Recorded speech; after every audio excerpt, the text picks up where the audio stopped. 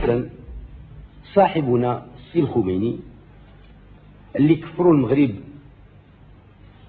وهو ما تمشيش هرب على المسؤولية ديالته، واللي كفرناه رسميا بفتوى العلماء هذه عامين، لأنه تيقول أن الإمام هو أقرب إلى الله من الملائكة المقربين ومن الرسل وحتى النبي صلى الله عليه وسلم. أعوذ بالله من الشيطان الرجيم.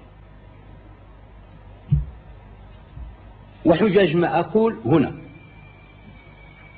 بلاغ من الطائفة ديال الأمام، وهو الماركسيين اللينيين الشيوعيين من باريس. غادي نقرا لك بالفرنساوية لأن ما فيها ما يترجم.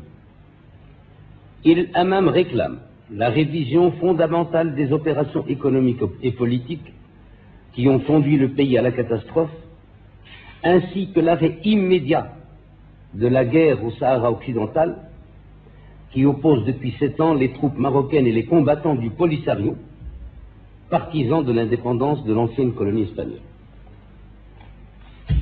الأول. ثانيا هالمنشور اللي كان تيتوزع في مراكش في يوم 6/1/84. خليك منه بعد الفقرات ديال الأمام كذلك، وراه مقبوطين صحابو، وحتى بعد ويل الأسف بعد المحامين صغار تعملوا التدريب لو تقبضوا. يقول ليكن في علمنا أن وضعيتنا الراهنة المريرة ليست نتيجة لحرب الصحراء التي يشنها النظام الملكي المهزوم على الشعب الصحراوي البطل، والتي يذهب ضحيتها الآلاف من أبنائنا، وليست نتيجة للجفاف كما يدعي الحسن السفاتي. أنا تنقرأ شنو ما تيرهبنيش، بل راجع إلى نهب خيراتنا من طرف الأمريكان والأعداء. وزيد على هذا النمط.